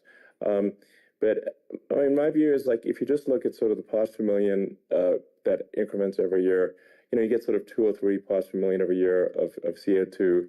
I mean, I think some of that it's problematic if it accelerates, if you start going from 2 or 3 to say 5, and then there may be some situations where you get just a step change increase in the CO2, and I think we don't want to get too close to 1,000 ppm, because like that's actually makes it uncomfortable to breathe. Like just existing in 1,000 ppm CO2 is uncomfortable. That's like that's considered like an industrial hazard, right? Just so it's that's actually, you start getting headaches and stuff. So it's even without global warming, it's not comfortable to live. So you don't want to get too close to that. But I mean, I think we've got. I think we want to just move over, and like, and if I don't know, 50 to 100 years from now, we're I don't know, mostly sustainable. I think that'll probably be okay. So it's not like the house is on fire immediately, but I think it is something we need to move towards. And on balance, it's probably better to move there faster than slower. But like I said, without vilifying the oil and gas industry, and without causing hardship in the short term, I think this can be done. Without people can still have a stake, and they can still drive gasoline cars, and it's okay. It's like, it's not. I don't think we should vilify people for it, but I think we should just generally lean in the direction of sustainability. And I actually think solar is going to be a majority of Earth's energy generation in the future, and it's certainly trending that way. And so you get the solar power, combine that with batteries, so because obviously the sun doesn't shine at night, and then you use that to charge the electric cars, and you have a long-term sustainable solution. And that's what Tesla's trying to move things towards, and I think we've made a lot of progress in that regard. But when you look at our cars, we don't believe that environmentalism, that caring about the environment should mean that you have to suffer. So we make sure that our cars are beautiful, that they drive well, that they're fast, they're sexy. I mean, they're cool. In fact, literally, I mean, the sexy joke, Model S, Model 3, Model X, and Y spells out sexy. It's probably the most expensive joke out there. But I don't know, I like cheesy humor, So, but I'm a big fan of, like, let's have an inspiring future. and let's work towards a better future, and we can do so without demonizing right. people. I'm okay. It's very interesting. You use the word global warming, and today they use the word climate change because you have some places that go up, and so they were getting themselves in a little trouble with the word global warming because not every place is warming. Some places are going the opposite direction. But I'm sort of waiting for you to come up with solar panels on the roofs of your cars and on the trunks of the cars, and it just seems like something that at some point you will come up with. I'm sure you'll be the first, but it would seem that a solar panel on the roofs, on flat surfaces, on certain surfaces might be good. Yeah. At least in certain areas of the country where you have the world, Sure, where you have the sun. But I would think, and I have no idea because that's not my world, but I would think that this would be something that would be interesting. But the one thing that I don't understand is that people talk about global warming or they talk about climate change, but they never talk about nuclear warming. And to me, Sure. that's an immediate problem because you have, as I said, 5 countries where you have major nuclear and probably some others are getting there, and that's very dangerous. That's where you need a strong American president because you don't want to have this proliferation. But you have 5 countries and getting more. China is much less than us right now, but they're going to catch us sooner than people think. They're way lower. Russia and us are number 1, and we're sort of tied. And China is far behind, but they're developing at a level that you're not surprised to hear very fast. They'll end up catching up, maybe even surpassing. But to me, the biggest problem is not climate change. It's not, and everything's a problem, but it's degrees. To me, the big problem is the nuclear power. The power of nuclear is so great. And when I talk about I'll prevent World War III, I will. But the truth is that you have to, because this is no longer army tanks going back and forth and shooting at each other. This is a level of destruction and power that nobody's ever seen before. Yeah, and actually, there's the bad side of nuclear, which is a nuclear war, very bad side. But there's also, I think, nuclear electricity generation is underrated. You're right. And it's actually, people have this fear of nuclear electricity generation, but it's actually one of the safest forms of electricity generation. It's just a huge misunderstanding. And if you look at the injuries and deaths, caused by, say, I'm not going to try to pick on coal mining, but just any kind of mining operation. Right. And there's a certain number of injuries and deaths per year. You compare that to nuclear. Nuclear is actually way better. So it's underrated as an electricity source, and I think it's something that's worth reconsidering. But there's so much regulation that people can't get it done. So that maybe they'll have to change the name. The name is it's a rough name. There are some areas like when you see what happened in bad branding. Right, we'll have to rebrand it. We'll have to give it a good name. We'll name it after you or something. No, it has a branding problem. When you see what happened, it does have a branding problem. When you see what happened in Japan, where they say you won't be able to go on the land for about 3,000 years. Did you ever see that? And in Russia, where they had the problem, where they there's a lot of bad things happened, and they have a problem. And they say that in 2,000 years, people will start to occupy the land again. You realize it's pretty bad. No, that's not true. But you're right about it. It's amazing. It's actually not that bad. So like after Fukushima happened in Japan, like people were asking me in California, are we worried about like a nuclear cloud coming from Japan? I'm like, no, that's crazy. It's not even dangerous in Fukushima. I actually flew there and ate locally grown vegetables on TV to prove it. And I donated a solar water treatment, a solar powered system for a water treatment plant. And but you haven't been feeling so well lately, and I'm worried about it. No, but I mean, I'm only kidding. It's fine, It's like Hiroshima and Nagasaki were bombed, but now they're like full cities again. So it's really not something that That's right. So it's not as scary as people think, basically. But let's see. I mean, are there some other topics we should touch on? Like lawfare. I think we need to be concerned about what they've done to this country. Obviously. Yeah. Well, we just won the big case in Florida. This was a Biden administration did something that's never been done in this country, and that's go after their political opponent, me, with this nonsense and just nonsense. And the big case in Florida, we won, but they always pick a judge and a jury, and they use local DAs, they use the local attorney generals, like Fani, you know, Fani, spelled Fani, Fani, and it's all a big hoax, and it's all run from there. Like in Manhattan, one of the top people from the Justice Department went in, ran Manhattan, ran the state. The Letitia James deal was run by a person from the Department of Justice, Biden. They've never done this before, and they set up a very bad precedent. It's called lawfare, warfare. It's a terrible thing, and never happened in our country. It does happen in banana republics and third world countries, but it's never happened. And the incredible thing is it actually drove my numbers up because people see, you know, fortunately I have a platform like you, or, you know, in all fairness, like a conversation like this, where I can talk about it and people understand. I mean, you fight for election integrity and you end up getting indicted, you know, because you're fighting for election integrity. And when the day comes that you can't fight for election integrity, you don't have a country anymore. So what happens is they went after their political opponent, me. Now Biden's, you know, close to vegetable stage, in my opinion. Okay, I looked at him today on the beach, and I said, why would anybody allow him? The guy could barely walk. Why would anybody allow him? Does he have a political advisor that thinks this looks good?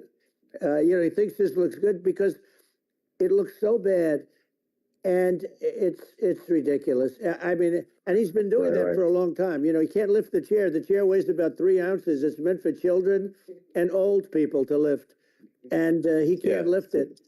The whole thing is crazy. Well, he's clearly, I mean, he's clearly like, we just don't have a president right You now. don't have a That's just obviously president, the and case. she's going to be worse than him because she is a San Francisco liberal who destroyed San Francisco, and then as Attorney General, she destroyed California. You talk about location, and we're talking about the sun and the water and all. There's nothing better than California. She has destroyed that. She was the original DA. She was the original in San Francisco. She was the original Attorney General in California. What she has done to California is, well, you know better than I do. You just left California for a lot of those reasons. And what she's done with crime, with cashless bail, where you kill somebody. I mean, we have states there you kill somebody and they let you out right away. I mean, you don't have to even put up, and then they never find the people unless they kill again, and then they let them out again. Our country is becoming a very dangerous place, and she is a radical left San Francisco liberal, and now she's trying to protect. Now she's looking like she wants to be more Trump than Trump, if that's possible. I don't think it's possible, but she wants to be more Trump than Trump. Yeah. I want a wall. I think that's, you know, she wants to release all the prisoners that are in detention, and some of these guys are really bad. Right. That just came out today. She doesn't want to build the wall, even though the walls work. Walls and wheels. You know, in your business, everything you do is obsolete, almost, or not the tunnels, but everything is obsolete. Even your rocket ships, they're like a month later, they're obsolete. You find a better way to. The only thing that's not obsolete is a wall and a wheel. And the wall, you know, I built hundreds of miles of wall, and that's why we had such good numbers. I was going to add 200 miles. We bought it. We could have flipped it up in 3 weeks, and they sold it for 5 cents on the dollar. That meant, I said, wow, that means that they actually do want to have open borders. She wants to have open borders, and now she's going like she's tough on the border. It's such a lie. Yeah, this is simply not true. This is simply not true. And everybody knows it's not true. It's a disgrace that she can say it. No, I mean, obviously, what's happening sort of overnight is they're rewriting history and making Kamala sound like a moderate when in fact she is far left, like far left. Worse than Bernie Sanders. She is considered more liberal by far than Bernie Sanders. She's a radical left lunatic, and if she's going to be our president, very quickly, you're not going to have a country anymore. All of the things that she believes in defunding the police. She believes in no fracking, zero. Now all of a sudden she's saying, no, I really want to see fracking. If they got in, the day she got in, she'll end fracking. And by the way, if people didn't think that, the lunatics that really believe in that, they won't vote for her. You know, like the Palestinians and Israel. She is so anti-Israel, and she's bad for both. Biden actually did something that was impossible. Both sides hate him. You know, both sides. That was a hard thing to do. Unification. Yeah, no. Netanyahu came to give a talk to a joint Senate and House sitting, and I was there, and Kamala stood him up. You know, what does that say? I think it's highly disrespectful. And I say, if you're a Jewish person or if you believe in Israel, if you're a person that, you know, is very pro-Israel, if you vote for her, it's worse than Biden. And Biden was bad. But if you vote for her, you ought to have your head examined. And you see tonight, I mean, as we're doing this, I'm seeing reports coming that they expect an attack tonight or tomorrow from hundreds and maybe thousands of rockets. You know, their Iron Dome, as they call it, as we all call it, but their shield that they build, that can be swamped. We'll use the term that's appropriate, swamped. But they swamp it by shooting enough missiles. You know this better than anybody. By shooting enough missiles, they can't defend themselves. You know, they just obliterate the whole place. And that's what some people think they're looking to do. And we have no leadership. There's no respect for the United States of America with these people. And I'm telling you, you'll be worse than him, because she's a believer in being radical left, and he wasn't. I think you're right. I mean, it's important for the public that may be listening to this to look at Kamala's track record, you know, before the last month, and say, is that a track record you agree with? And I think if you're an independent moderate, you definitely would not agree with it, because it is her behavior has been far left, and we're seeing just an overnight propaganda attempt to rewrite history and make it sound like Kamala's moderate when she in fact is not moderate. Well, her running mate approved, signed into legislation, tampons in boys' bathrooms. Okay, now that's all I have to hear. Tampons in boys' bathrooms.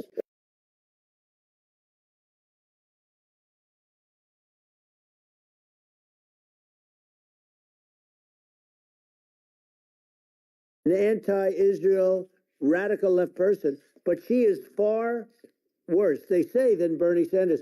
If we have her as a president, if we have a Democrat at this moment as the president, I don't think our country can survive.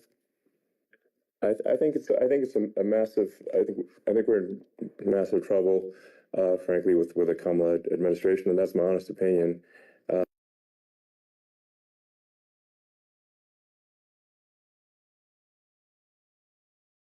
That you won for the good of the country for this election, and I mean I'm just stating my opinion. Now, you know, you may have seen this, but I got a letter from the EU Commission, saying,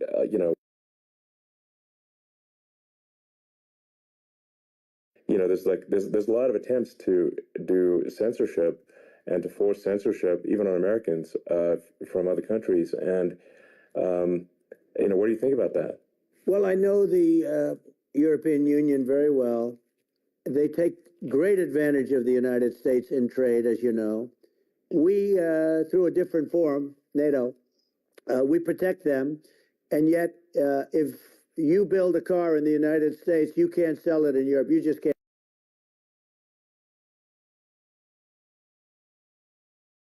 You know, we have a deficit with them of $250 billion, which people don't know. It sounds so nice, the European Union, but let me tell you, they're not as tough as China, but they're bad. And I let them know it. And that's probably why they notified you. No, they don't treat our country well. We defend them, with Ukraine. So we're in for 250 billion, and they're in for about 71 billion. And they have the same size. If you add up the European nations that, in terms of an economy, it's about the same size, wouldn't you say, as us? And they're and they're in much greater risk. They're right there. We have an ocean separating us from, in this case, the enemy would be Russia. It used to be for the Soviet Union, but let's assume they're close enough.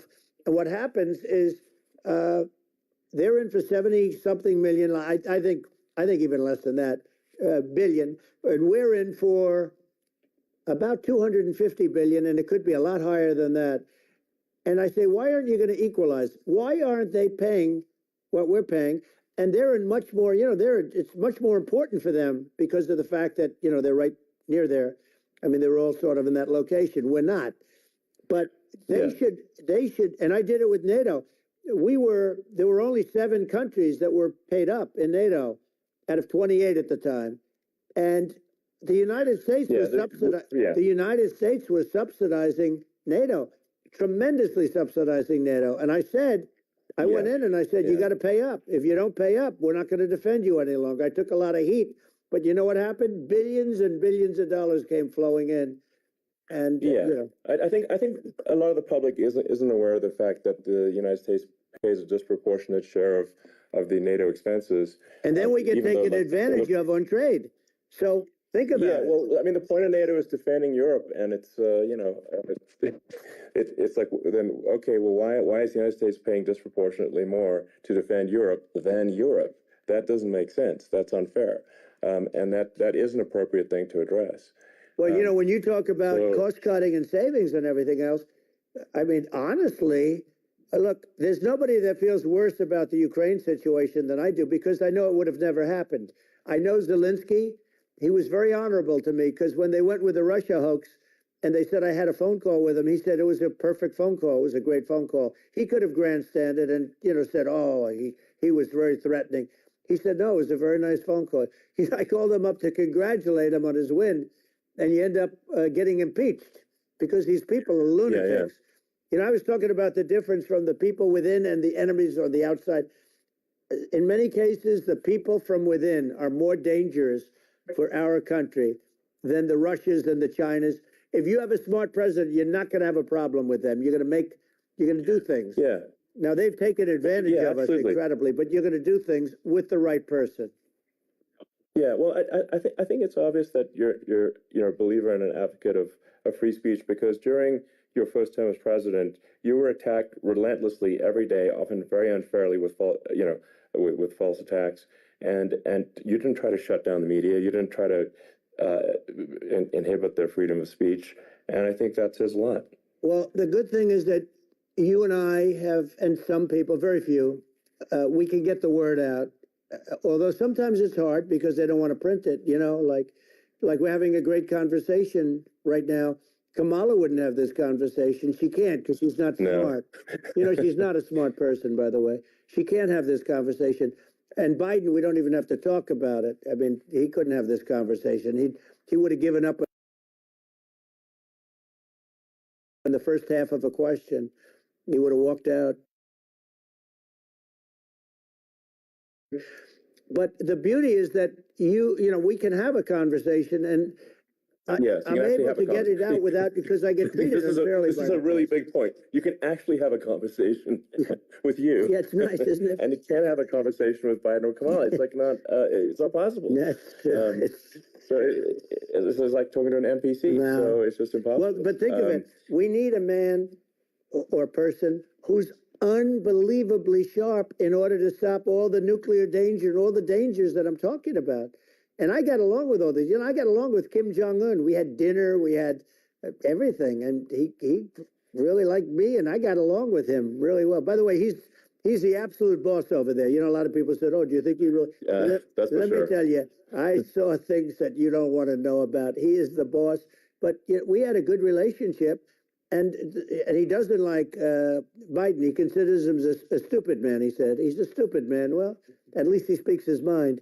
But, in this country, you're not sort of allowed to say it, but I guess you are. You should be allowed to say it if it's true. But we need smart people, and we need people that have an ability to lead. And she doesn't have that ability. Can you imagine? Now, Chairman Xi very well. Can you imagine her and him negotiating, or... No, even standing together, it is, the whole concept is ridiculous. She is terrible. She's terrible. But she's getting a free ride. I saw a picture of her on Time Magazine today. She looks like the most beautiful actress ever to live. It was a drawing. And actually, she looked very much like our great First Lady, Melania.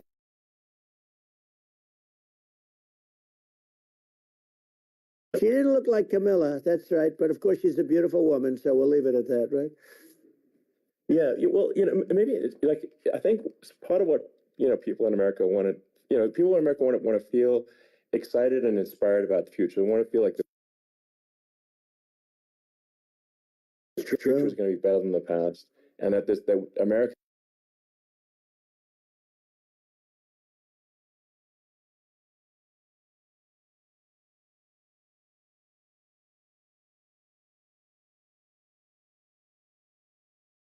suck. They see incompetent people running our, you know, the Biden thing is very interesting. People just found him to be incompetent. And when I debated him, I was like, is this for real? It was. Yeah, it was just absurd. But I think there are like some grand projects that we could do. I mean, I think like we could build a base on the moon. We could send American astronauts to Mars. We could build high speed connections that are more advanced than anything else in the world between our cities, so people have fast transport.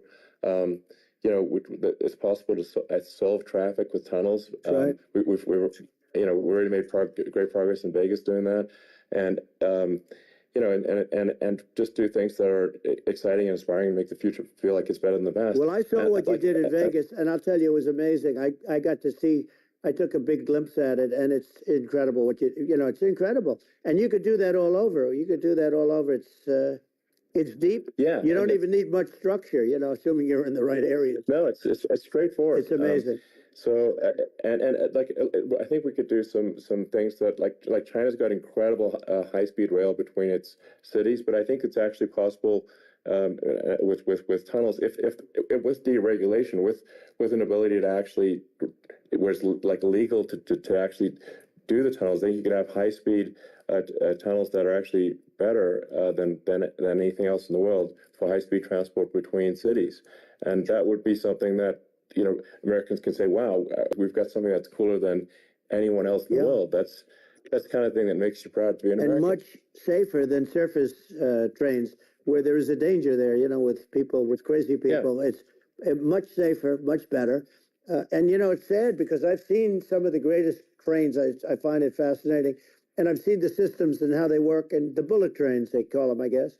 And they go unbelievably fast, unbelievably comfortable, with no problems. And we don't have anything like that in this country, not even close. And it doesn't make sense that we don't. Doesn't make sense. Yeah, and I think also like there's I'm kind of hopping on the excess regulation, but I think something that I think people can generally understand is that what happens with laws and regulations is that there's more and more of them every year, and unless there's a process to clean them up, eventually everything becomes illegal, and that actually it slows down the development and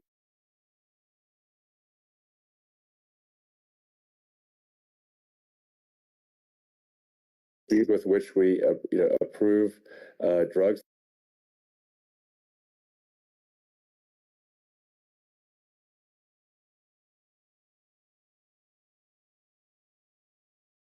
And we got therapeutics approved in the FDA that people can't even believe the speed. But I took them on. I don't think they like me too much. And, it's a very bureaucratic group. Actually, it's a fine group of people in many cases. I got to know a lot of them, but I was pushing them really hard for Regeneron, for so many different things that were really pretty amazing. But the FDA takes too long. It's 12 years to get a. I got some things done very quickly, but it's really something that is going to have.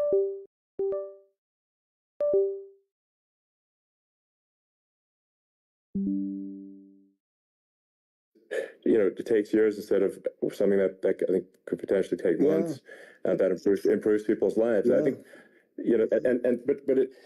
I just wanted to sort of hop on this point that like there has to be an active process for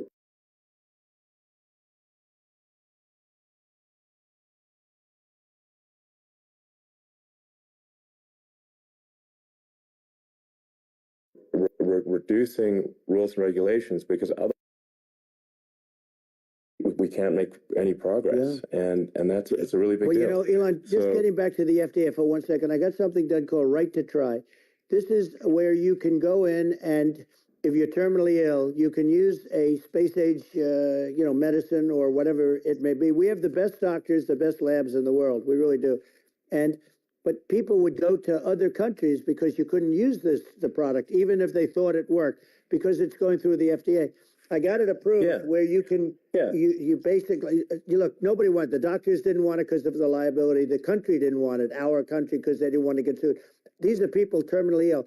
The insurance companies didn't want it and the pharmaceutical companies, nobody wanted it. I got everybody into a room and we came up with an agreement that you won't get sued. And also, they didn't want it on their record. If somebody's terminally ill and they die after taking a drug, they didn't want that on their record. So we set a separate list. If some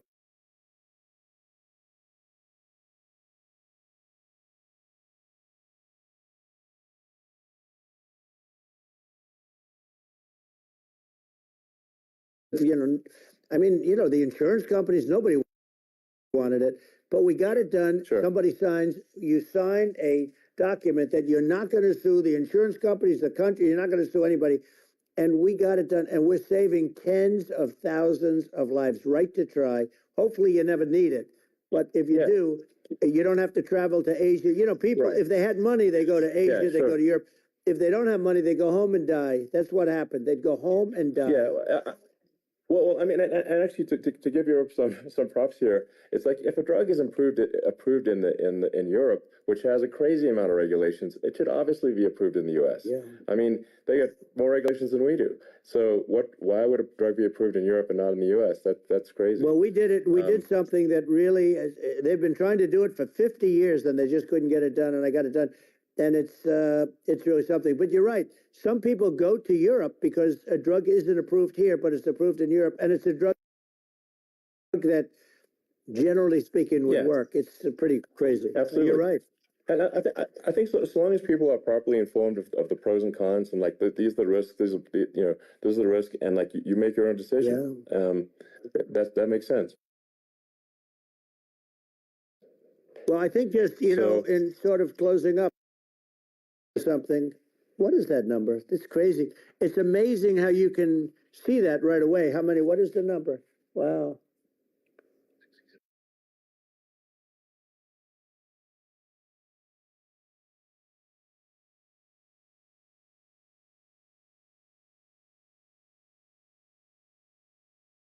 Bigger than you said. You said 25.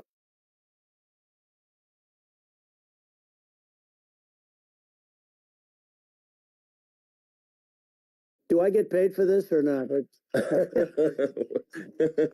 Well, I think actually in terms of the number of people that will hear this conversation over the next few days to weeks, it's going to be hundreds. That's what they say. Yeah, that's good. Well, look, it's an honor. Yeah, I just asked this: are you better off now, or are you better off when I was president? Nobody's better off now. People, we put out polls on that, and nobody's better off now. Inflation has killed it. And, they also feel very unsafe. You look at what's going on with a lot of different things. You look at the riots we had at the colleges over, it's ridiculous, but all of the riots, they just feel unsafe. And now they really feel unsafe because you have a new form of crime. It's called migrant crime. I call it Biden migrant crime. Maybe I'll call it Kamala migrant crime. But with all these things, I always try to get to the ground truth by just asking people. And my mom lives in New York, and I was like, Mom, have any of your friends been attacked or assaulted? And she said, yeah, 3 of her friends in 3 separate incidents were assaulted just in recent months, just walking around the streets of New York. And I said, well, what happened to the people that assaulted them? Oh, nothing. They got away. They just know they always get away. Nothing's going. And they don't even bother reporting it because they know that they're not going to, people are not going to get prosecuted. They just let, violent criminals out in New York. The only one that gets prosecuted is Donald Trump. They prosecute Trump. Yeah, it's just obviously messed up. Oh, it's terrible. If violent criminals are getting off scot-free, And meanwhile, the New York spending massive resources prosecuting you, and it's like what's this, and I think the sort of sensible public looks at this and says, what the heck's going on here? This is obviously abuse of the legal system. The legal system is supposed to be protecting the public from violent criminals, and it should be obviously allowing the public to make their own decision about who should be president, as opposed to some legal case. Once they start this precedent, because this can go on with the next one. I mean, this is a very bad precedent what they're doing in terms of going after their political opponent, and that's all it is. It's going after their political opponent, and then you get a judge who's a strong Democrat, and I'm being nice when I say that. In many cases, crooked as hell. But you get a judge, and you go into an area where a Republican gets 3 or 4% of the vote, and you'll have a jury pool with people that hate Republicans or hate. It could also be the other way, though, because it could start the other way in areas where they hate Democrats, and you get into a Pandora's box. It's a very dangerous thing for this country, and a very dangerous.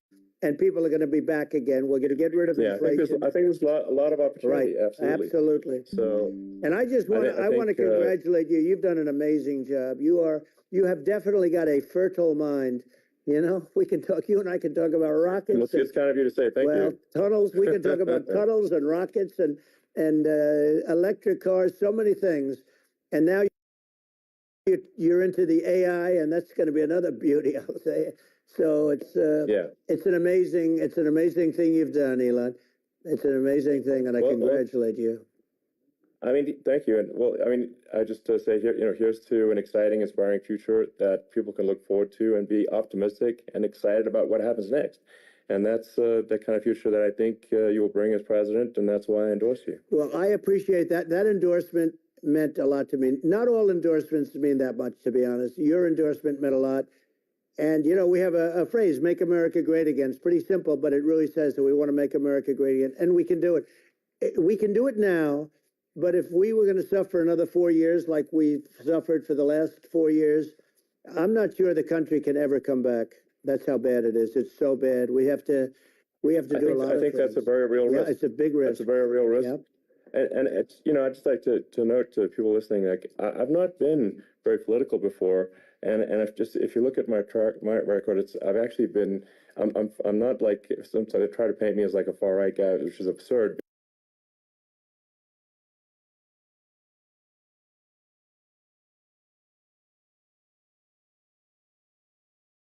I supported Obama. I stood in line for 6 hours to shake Obama's hand when he was running for president. And, so it's not like I'm like some sort of dyed-in-the-wool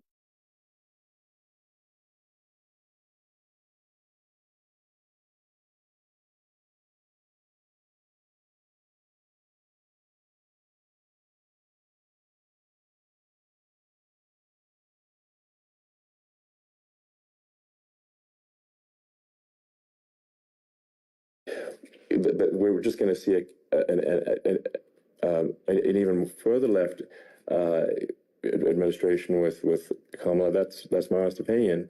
I mean, her dad is literally. She was brought up as an actual. Her dad is a Marxist economist. You can Google it. I mean, it's not a. We're not making this up. That's how she was brought up. So. And we want to have a future that is prosperous, and I think we're just at this critical juncture, and I think this is a case of the America is kind of at a fork in the road, and true. And I think it will take if the path like you are the path to prosperity, and I think Kamala is the opposite. Then that's my honest opinion. I'm gonna get attacked like crazy, and I've also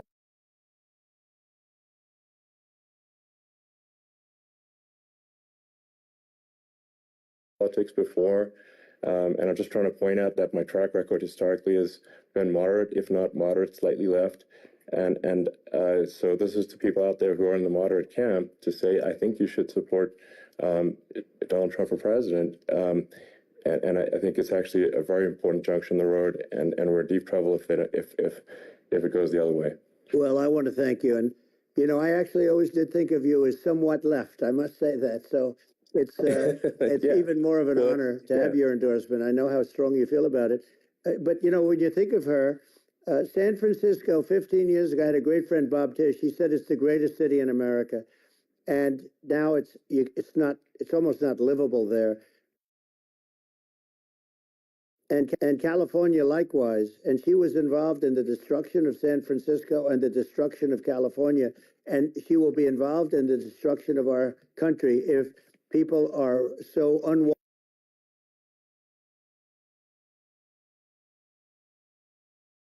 Country around, we're gonna do things and we can do it fairly quickly. And we have to get rid of the criminals that have been, given to us by other countries as they laugh. They laugh at us. They think we're stupid to accept these people. These are radical, stone cold killers in many cases and terrorists. And they're in our country by the hundreds of thousands. Yeah. And we have to take them out.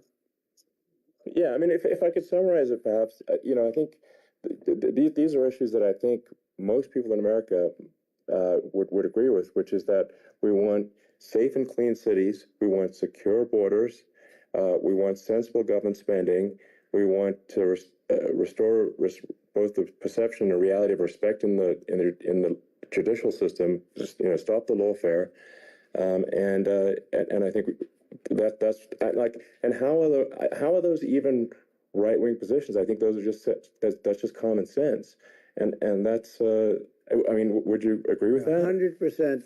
I don't understand, the whole, they call it progressive. They don't like the word liberal anymore, but call it liberal or progressive. I don't understand how somebody could say that it's okay for them to empty prisons into our country. And again, I told you, their crime rates all over the world are going way down, which makes sense. In fact, the next time what we'll do is if something happens with this election, which would be a horror show, we'll meet the next time in Venezuela because it'll be a far safer place to meet than our country, okay? So you and I will go and we'll have a meeting and dinner in Venezuela because that's what's happening. Their crime rate's coming down and our crime rate's going through the roof, and it's so simple. And you haven't seen anything yet because these people have come into our country and they're just getting acclimated. And they don't know about being politically correct law enforcement or lack of law enforcement. And our police, I have to just end with this, we have great police, we have great law enforcement, but they're not allowed to do their job. They have to be able to do their job without being destroyed. Well, absolutely, and it's obviously demoralizing if you're a police officer risking your life to arrest violent criminals who could kill you and do kill you sometimes, and then you arrest the violent criminal, and then the DA doesn't prosecute and that's let the guy out. Well, then why should a police officer risk their life to arrest a violent felon? Well, even worse, Elon, nothing's going to happen. Even worse, they prosecute the police officer. They go after it and they prosecute the police officer. And they take away his pension. They take away his job. He loses his family. He loses his house. Well, I thought it was very telling, like incredibly telling, that when that was that case where sort of a gang of thugs beat up police officers. I think it was in Times Square in New York, and then nothing happened to those guys. They were let out, zero bail, and I think a bunch of them were given free tickets to California. Well, what is I mean, that is a gross indignity against the United States, and that's how, I mean, this is insane. Like, have we lost all pride? How can such a thing be allowed to occur? I've never seen anything. We see where they get shot. It's a very dangerous profession, but it's something they're very proud of, and they want to be able to do their job. But I've seen them get shot. I've seen a lot of things. But I've never seen where these guys are standing in the middle of a big street, everybody watching them, and they're literally boxing, like punching, stand-up fighting, a police officer. There were two of them, and yet about six of these guys, and they're punching the hell out of them. And in their own country, they would be dead if they did that. They'd be shot. They would be shot instantly. And, they come from these countries, and it's taking them a while to realize that we don't do that in this country. But in their own country, if they stood on a street and had a fight with a police officer, they would be shot. There's no political correctness. And it's such a sad, it's such a sad thing to see. And that's the reason you have crime, by the way, because we don't do anything about it. Yeah, we just cannot have a situation where our police officers are beaten up on camera by a gang of illegal immigrants, and then nothing happens to the guys that beat up the cops. I mean, and they're let out. Got involved, they said you couldn't get them back to these countries. You couldn't take them back. In the case of Guatemala, Honduras, El Salvador, some others, they'd fly them in and they'd put planes on the runways in these countries so you couldn't land a plane. They'd bring them back. And the generals told me, sir, we can't bring them back. The countries won't accept MS-13 gang members. They won't accept them. And I said, really, how much do we pay these various countries in terms of economic aid, which is also somewhat ridiculous? And the answer was $750 million. I said, good. Tell them they're in default. They're delinquent. We're not paying them anymore because they won't accept it. And you know what happened? They all called me, every one of them. They said, we would be honored to take them back, sir. We would be honored.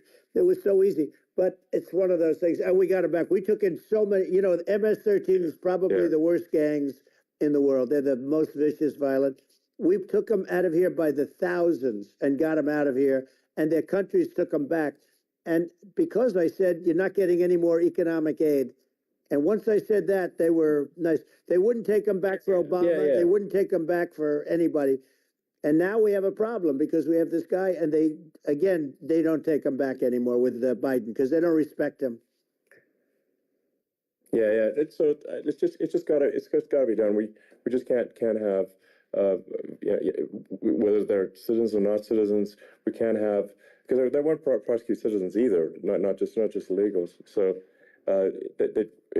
you can't have violent, repeat violent offenders that are not that don't get incarcerated. That's right. Because they will obviously, by definition, continue to hurt people. And I think where part of this comes from is that there's and I do sort of consider myself liberal in some ways. I mean, it's just that you want to have empathy for people. Obviously, you want to have empathy for people. I totally agree with that. You want to have empathy, but you also have to have empathy for the victims of the criminals. And if you just have empathy for the criminals, it's actually shallow empathy. It's not real. You're not thinking. You're one layer deep empathy. You got to say, like, what if you don't incarcerate this person? Who are they going to hurt? Who are they might kill someone. They might rape someone. If you don't incarcerate them, you have to have empathy for the victims. And there's a lack of empathy for the victims of the criminals, and too much empathy for the criminals. It doesn't make sense. That's why you want to have deep empathy for society as a whole, not shallow empathy for criminals. Right. And we have to give our police officers the dignity and the respect that they deserve. And we have to let them do their job. They can do a great job, but we have to let them do their job. And if we don't do that, it's going to all disappear. There's never been a society like this where you're allowed to do anything you want and nothing happens. And I'm talking about violent crime. And it's going to get more violent because these are really, really violent people. And we're going to get them out of our country, and we're going to get them back to because they were sent here by the presidents and by the various people that run those countries. And I know every one of those guys. And they're smart people, and they're streetwise people. And they really think that the USA is stupid. They think we're run by stupid people, and they happen to be right. But when I was there, we had no problem. We got them out. We took out thousands of MS-13 gang members. We brought them back. And now, again, it's the same old story. We don't do it. And they actually gave them a big increase in aid. They raised it up to billions of dollars, and they get nothing for it. So, I hope everybody's going to vote for Trump, and we're going to get this country straight. Yeah. And I didn't need this. I'm like, I didn't need this. I had a very nice life. I didn't need to go through court systems and go through all the other stuff and run at the same time. I have to run. I have to go through fake trials with, in some cases, corrupt judges, totally corrupt judges. I didn't need it. I had a nice life. I have great locations. I have beautiful oceans. That I have places. But I felt it was important. And if I had to do it over again, you probably think I'm crazy for doing it. If I had to do it over again, I would have done it over again, because this is so much more important than me or my life. This is we're going to save this country. This country is going down, and these people are bad people that we're running against, and they're liars. They make statements. They do things that are so bad. They say they're going to make a strong border. They say they've been great on the border, and they've been the worst in history. They say they're going to stop crime. Like, the facts speak for themselves. It's so incredible. Speak for themselves. Like it's gotten to the point where people just don't even bother reporting crime in a lot of cities because they know nothing is going to happen. That's what I hear anecdotally from people all the time. So it's just my values. I'm just saying to people out there, like the things I think are important for the future is like we've got to have safe cities, we've got to have secure borders, we've got to have sensible spending, and we've got to have deregulation, and so we can have a prosperous future. And then we want to have some exciting, sort of moonshot projects that people can get fired up about. And that's the future I'm looking for. And I'm pro environment, but I'm not against. I'm not like I don't think we should vilify the oil and gas industry because they're keeping civilization going right now. And but I do think we want to move, at a reasonable speed towards a sustainable energy economy. Those are my values, and I think, and so I mean that's why I'm supporting you for president. Well, I appreciate it. We're going to give incentive to companies to come into our country, not to leave our country. We're going to be giving tremendous incentives. We want companies to build here, not to build in other locations, and we want to create jobs. And again, it's about the American dream. You don't hear about the American dream anymore, Elon. You don't hear. You're the American dream in the truest sense, but you don't hear about the American dream anymore, and you're going to hear about it. People, they need that incentive to go out and do it, and they're going to love their lives. I mean, they're going to look forward to getting up in the morning and going to a job that they love, not a job that they can't stand, or not any job at all where they have no money, where they literally have no money, and then they end up with violence and lots of other problems. No, we're going to do some great things, and I learned a lot in the first. We had a great economy and all of that. We rebuilt the military. We did so much, but I also learned the best people. I learned the good people, the smart people, the dumb people, the people that can do things. The people, you learn. When I first came in, I tell people I was in Washington, D.C. only 17 times, according to the fake news media. I was in 17 times. I never stayed over. And you don't know people. You rely on other people to give you names, and then you realize the people you relied on weren't so good. Now, we had great people, but we also had some where I wouldn't have, used them had I known. Now I know everybody. And I think we're going to really turn things around fast. We have no choice. Otherwise, we're not going to have a country. And I really appreciate this. To me, it's been a lot of fun being with you. You're an amazing guy. You've done an incredible job and a great inspiration to people, a great inspiration. And I hope you keep going and just continue to do well. And we're going to have a big election coming up. And I think November 5th will be the most important day in the history of our country. I think that election will be the most important election. And I think it'll end up being maybe the most important day in the history of our country, because if we don't win, I just feel so sorry for everybody. No, I think we're at a fork in the road of destiny of civilization, and I think we need to take the right path, and I think you're the right path. So I think that's what it comes down to. Thank you very much, Elon. It's a great honor, and we'll do it again sometime. And it's been really fun, and I hope you got a lot of viewers. I hear you got a lot, but I hope you got I know you got a lot of them. So I appreciate it. I'll see you soon.